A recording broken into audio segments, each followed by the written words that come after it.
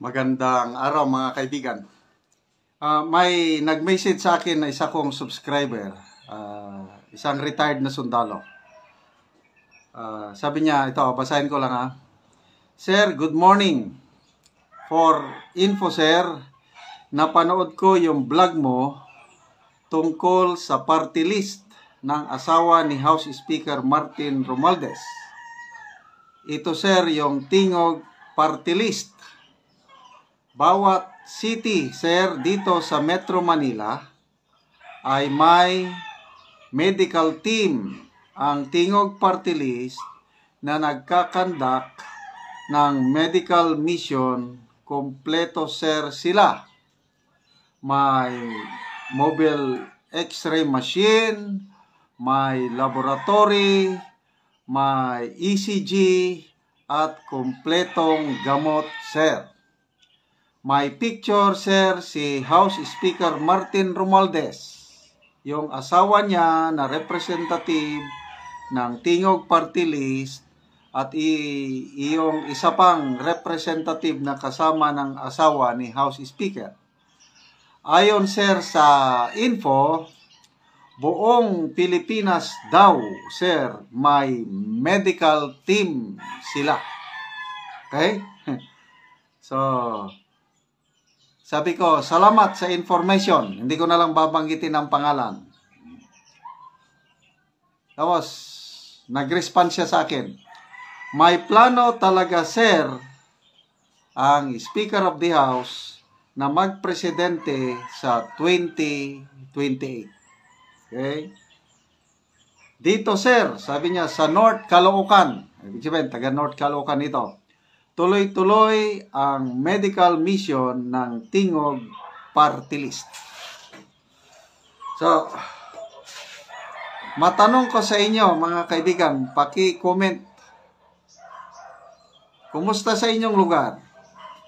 Merong na bang ginagawang medical dental mission ang Tingog Party List? Kasi according dito sa retired na sundalo is buong Metro Manila, bawat syudad, palaging nagkakandak ng medical mission. Kompleto? Wow!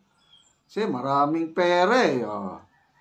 May mobile x-ray machine, may laboratory, may ECG, may kompletong gamot.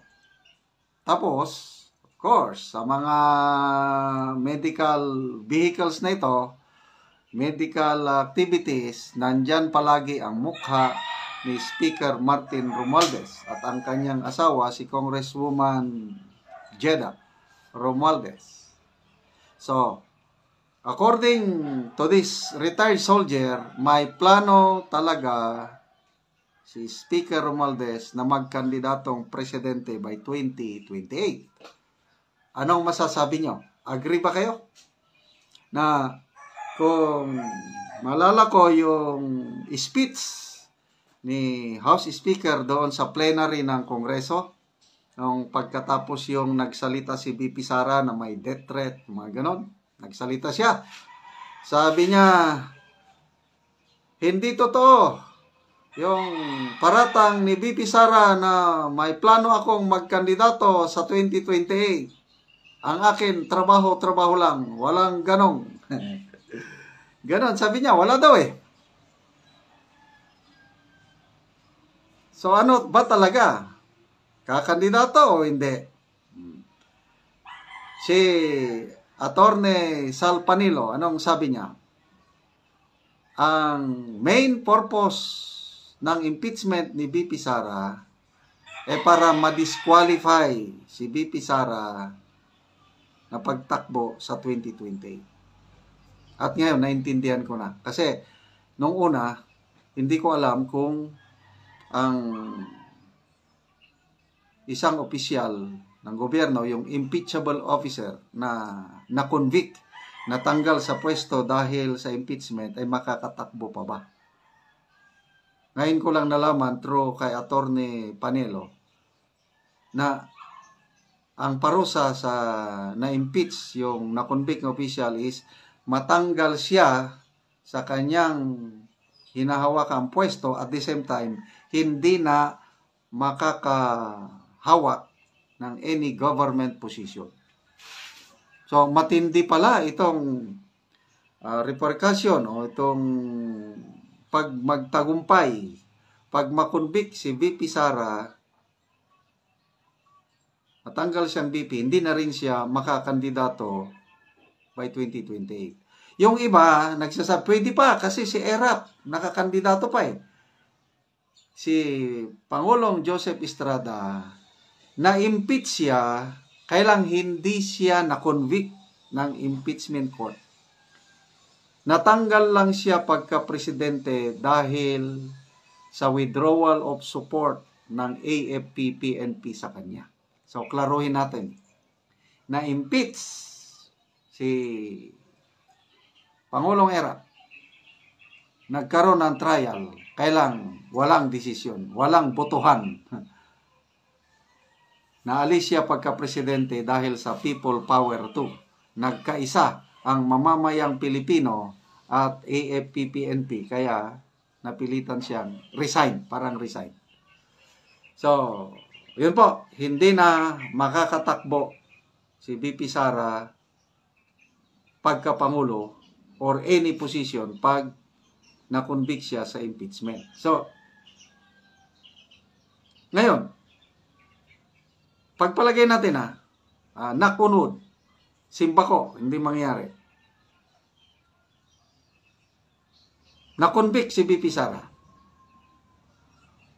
Ibig bang sabihin, sigurado nang mananalo si Speaker Martin Romualdez na presidente by 2028? Ano sa tingin niyo? Wala na bang ibang malakas na kandidato na pwedeng hahalili i-replace kay VP Sara? I-comment ko no. Sabi ni VP Sara, narinig ko ito sa isa sa kanyang press statement na kahit magtagumpay pa kayo na siraan ako at hindi ako makatakbo by 2028, hindi ka rin magpre-presidente. Sabi niya kay Speaker Romualdez. Hindi rin siya magpresidente. Bakit kaya? Okay, speaking of replacement candidate, si PRRD, wala na, hindi na pwede yun. Yung edad niya. Hindi na advisable na kakandidato ulit si presidente. Si PRRD, baka bawal sa konstitusyon kasi hindi pwedeng mag-re-elect eh. Pwede ba si mga anak ni PRRD? Pwede ba si Mayor Baste? Pwede ba si Congressman Pulong Duterte? Mga ganun ba? To me, kung magtagumpay sila na makonvict, matanggal si VP Sara as VP, hindi na siya makakandidato. Nako, meron akong nakikitang na malakas na kakandidatong presidente sa 2028. Sino? Walang iba kundi si Congressman Rodante Marcoleta. Siya ang pwedeng panlaban kay Speaker Martin Romualdez sa 2028. Of course, nandyan palagi si Senator Rapi Tulfo. Hindi natin alam yan. Malakas si Senator Rapi Tulfo. Kaya lang, hindi natin alam. Baka makipag-team up siya kay Speaker Martin Romualdez. Baka mag-Vice President si Tulfo, Presidente si Romualdez. So, kung magtagumpay sila na ma-impeach, ma-convict si VP Sara, may nakikita pa kong pag-asa. Nandyan si Mayor Baste. Ganahan din ako kay Mayor Baste. Or, much better, si Congressman Rodante Marcoleta. Winnable ito. Bakit? Yung base vote niya ng Iglesia ni Cristo. Malaking bagay na yan. How many millions ang voting population ng Iglesia? Correct me if I'm wrong. Mga kapatid nating Iglesia, gusto nyo ba ng magkaroon ng presidente sa Pilipinas na member ng Iglesia ni Cristo? Of course, yes. Sabihin na lang, 5 million votes from Iglesia. And then, I believe, KOJC, hindi nila papayagan na magpresidente ang isang Romualdez, yung KOJC, dahil sa connection niya kay Marcos. So, how many millions ang KOJC? 2 million? So, 7 million na. Ay, yung iba pa, dito sa Mindanao, sigurado, susuporta kay ano. Kaya, wala pa rin kasiguruhan na maging presidente si Speaker Martin Romualdez kahit magtagumpay sila sa impeachment versus kay BP Sara. Plus, the fact, sa ngayon despite sa ayuda, 500 billion, despite sa ginagawa, bakit ang kanyang rating sa mga presidential surveys, pinakamataas 1%? Anong ibig sabihin nun? Ang Pilipino nag-isip, nakikita niya ang actuation, yung behavior ng isang politiko. Hindi mo pwedeng lukuhin ngayon ang mamamayang Pilipino. Sige lang. So, sa kaibigan kong retiree, salamat. Gawin nilang, dapat nilang gawin. Bahala ang taong bayan sa 2028.